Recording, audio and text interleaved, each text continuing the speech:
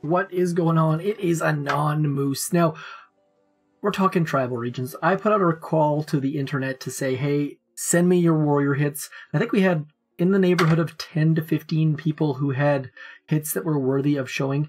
Obviously, I had a few more from Mike and Turtle who were in my task force, just because it was easy for them to drop. They didn't have to leave or anything like that. So here it is. Now, one of the things I wanted to quickly talk about is these regions that are fantastic. Like the way they did it with rifles first, warrior second, grenadiers third, I am a huge fan of. We've had way more replays in chat than we have ever had before. People are talking about the game. It is great. Obviously, this tribe is broken and bust ass, but nonetheless, bugs, not a big deal.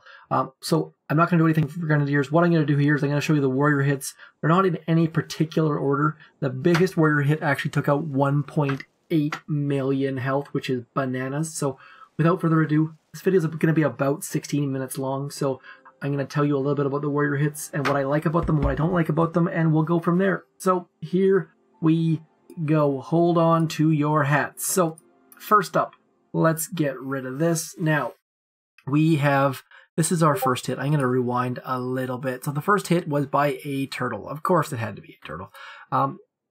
This hit is an unboosted hit, and he said he gets about 600,000 health, which is pretty darn good for an unboosted hit. I think the max that we saw was somewhere in the neighborhood of 800,000, but it really depends on the base. Obviously, for a corner layout base, you can do a heck of a lot more damage, and I've seen that everyone that I spoke to that was using this kind of brick drop said yes, they learned it from Turtle, and they love it, and they've been using it a ton. So, just standard drop. I mean, this is, with brick, these kind of hits just become gimmies. Critters to distract, warriors with brick with 3 shocks, and just melts the core. Not a problem at all. And I got one more by Turtle, boosted, 700k, but of course with 1 casualty. And those are the kind of hits that, if you don't have endless reserves, you love seeing these kind of hits. Anytime you can only lose 1 warrior, it is a good day. So again, same sort of drop. These kind of drops are just becoming so critical. Getting brick walking, using a little bit of a wonky smoke pattern on shore, but again, brick's just clearing mines for them, dropping brick first. Huge fan of this stuff. Like, just using brick to clear mines saves a whole bunch of GBE, saves your warriors. And we actually had a couple people, Mike, for example, actually dropped troop health. He has found that with Dr. Kevin and or brick, he doesn't need troop health, which I just assumed that my warriors sucked because I didn't have troop health, but clearly it's just because I lack skill. So we're going to do one more. This is about 1 million from a turtle. A turtle. I don't know how he says his name. I just call him A Turtle. If it's at Turtle, I apologize, Turtle. But again, him and Mike are I don't know if you'd call them like A and number 1. Like they both say the other person is the better warrior hitter. I think they're both pretty damn good, and I kind of wish you could use warriors a little bit more on operations. You don't tend to see them anything after stronghold.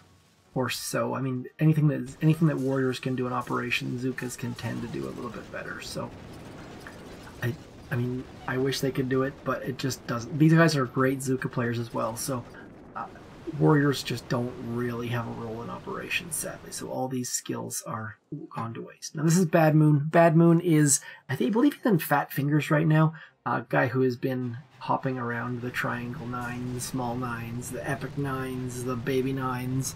And I think right now he's in the 5-man leaderboard team, which is Fat Fingers. Now he's actually using Dr. Kavon and doing the phallic smoke, of course. Very much. This kind of drop is much easier than the drop that Turtle and Mike were doing, but just as useful. I mean, Dr. Kavon keeps up on his own, so you don't need to do any. You don't need to be quite so fancy. Gets the shocks out a little bit late, which is good. Delaying those shocks when you have critters out can be very useful. And this this ice shield is just keeping his losses to a minimum. Very nice hit by Bad Moon. Well done by Bad Moon. Now, what's next? Boss. I don't know who Boss was. Boss jumped in and shared a lot of hits. I wanted to show this one in particular because it's a little bit different than the rest. And this is one of my favorite attacks that I like to do. it's kind of a little bit of a scorched earth style attack with warriors. Let's see what you got for us, Mr. Boss. Come on. Lots of GBE, using lots of GBE, cleaning things up, obviously full boost, so he's got lots of time to clean this up. But now this potentially could have been a black hole base. I'm not 100% sure if it would have been or not. That boom cannon might be one square back too far, but I mean, these kind of hits are just so fun. You stay on the boom cannon, and then you just let them spread. Out comes the ice shield, and then they just completely crush the core and the buildings around it, which means that if a shock launcher manages to get a hit off, you're not going to lose too many troops.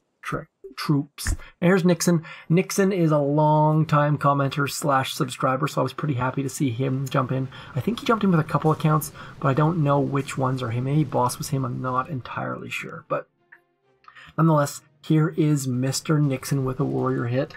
Come on, do I have a double banner up there? Oh, it's kind of, the banner looks kind of wonky because I have the banner recorded on it as well, so apologies for that. But here comes Nixon coming up with Dr. K. Now, you notice that Dr. K sits out front a little bit, which actually works a little bit to his advantage, just because he actually draws the initial fire. The shock launcher keys on Dr. Kavon, the grappler keys on Dr. Kavon, and in the background, his warriors just crush the headquarters. So again, tons and tons of good hits out there. Now this is Kelvin, a little bit lower level player. I think he's like level HQ, like, I don't know, his warrior's level 8. So you know that he's a low level, but he did this. I wanted to share this because it wasn't just about high level attacks. Kelvin here shared this attack, which was done very well. Gets breakout early, gets his little rowboats out with warriors in them, and does things a little bit differently. Like, he used a gap smoke there, nicely done. Now you'll watch right here, he never actually smokes the headquarters. He just lets his warriors sit in that smoke, saves a little bit of GBE. GBE is so critical at that lower level. And then bam, battle orders, 1 shock, 2 shocks, and just crushes the headquarters. Now look, he has to hit the headquarters so many times, but it doesn't matter because it's a well executed attack. So I think the shock launcher gets a whole bunch of them, but I mean, you could tell that that base was too high of a level for him, essentially, but his well-planned attack managed to pull it off. I don't know how to say this name, Ifery coming in with Dr. Kavon. Now, no one actually used Everspark. I was a little bit disappointed by that, because I've seen some people use Everspark in the past, where you remote a building and use that as your shield, but no one in this challenge. So clearly, people with warriors are choosing they want to use either Brick or Kavon, it seems like. So here we go. And you notice the Kavon went to the flag there instead of to the building, which was a little bit surprising. And then same sort of thing, ice shields out a little bit early, but just crushes everything in sight. Warriors are mobbing. You notice he, again, never flares the headquarters. I like these kind of attacks where, especially if there's a shock launcher back there, if you can flash kill the shock launcher with your warriors, it works extremely well. What else do we have? We have QUY, who, again, I don't know entirely who this is, but this is a 9 ice base. 9 ice with resource reward seems kind of strange. And look at that. Manages to take out a whole bunch of stuff using Brick. Doesn't actually even use Brick. Brick's dead, but clears out a bunch of mines, including a boom mine.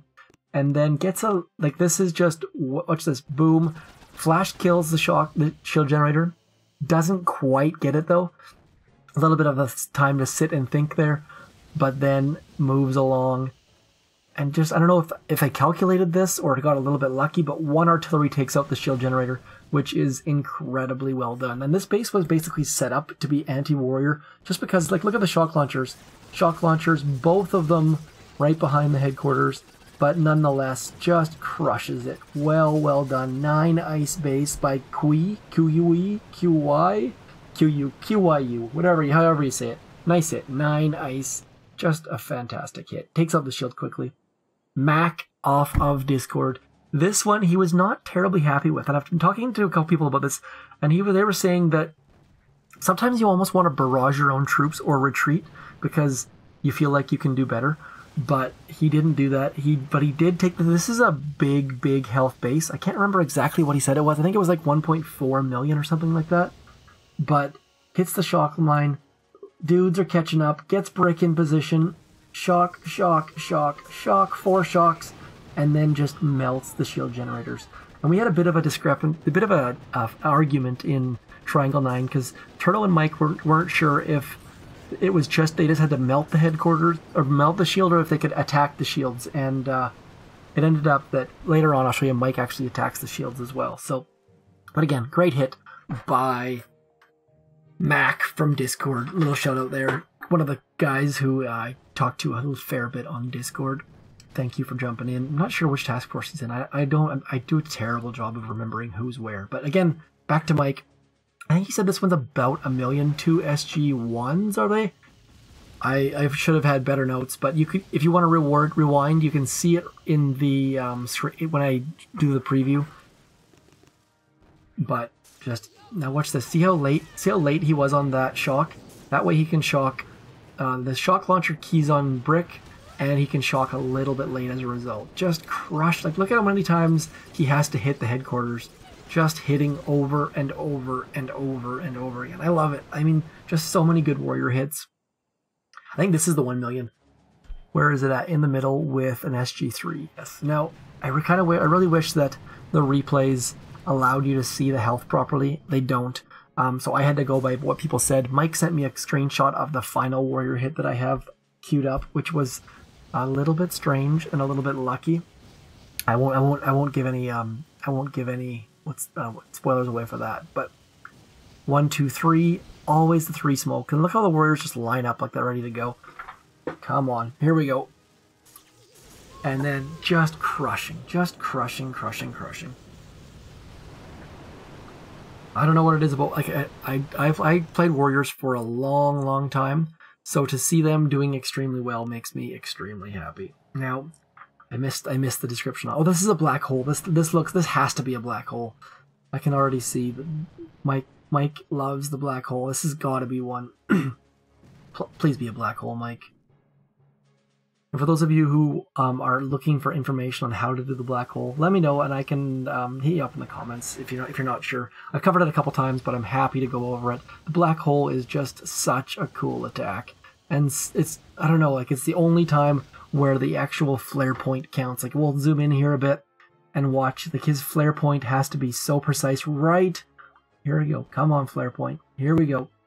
Right on the corner, and then the dudes all line up right along that side, and he can actually shock the hot pot without getting... I don't think he gets any of his troops. Did he get... No, he got none of his troops, because they all lined up in a nice line along that back side, and just... Obviously, an unboosted attack, but I had to show the black hole.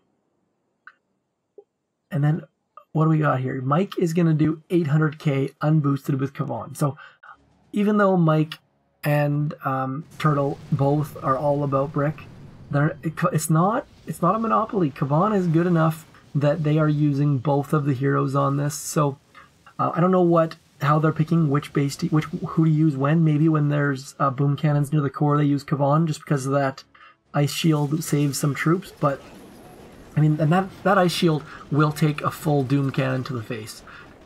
It won't break. It'll break instantly on the doom cannon to the face, but it does take one full shot to the face. So if there's doom cannons and boom cannons in your core, I'm going to assume that Dr. Kavon might be the one to go with. That's 800k unboosted. And this one, Brento, I don't know who Brento was, to be honest, but comes in and gets 1.4 million damage. This was the same amount of damage as Turtle had, a little bit less than Mike had, but and obviously this layout is not... I don't know why people do corner side bases. It doesn't make a lot of sense, especially with that much ice.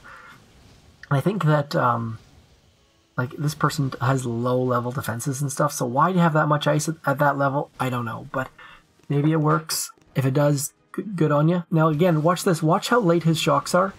Lets the shock launchers key in on the critters. Waits. Very, very well executed. Like that's one of the things that I'm seeing more and more of by these hitters is that they're actually delaying their shocks because you know the shock launcher is going to shoot at the critters and then they have to reload. There's a bit of a delay there, so delay your shocks. Very nice hit by Brento. 1.4 million damage. Fantastic. Like, that's a ton of health to go down. What do we have next? One more red Brent. Oh, am I doing the same thing again? That's not supposed to be coming in here. Let's skip over that. Let's skip over that. There we go. Okay, back to Mike. I think we've got only 2 more mics to finish it up, and then we are done. And this is not an indication that, again, these guys are just in my task force. So now, if you look around here, look at the level of this guy's defenses. Like, they're all ridiculously low leveled, but he has boosted ice and 2 SG3s. Like, I just don't understand this. And this one made me laugh so hard because watch how many. This is an unboosted hit. Watch how many times he has to hit the core. Like, I think his Zuka's 1, 2, 3, 4, 5, 6, 7, 8, 9, 10, 11, 12, 13, 14, 15, 16, 17, 18, 19, 21, 22, 23, 24, 25, 26, 27, 28, 29, 30, 31 hits on the core. About. Now that was unboosted, taking about 1 million.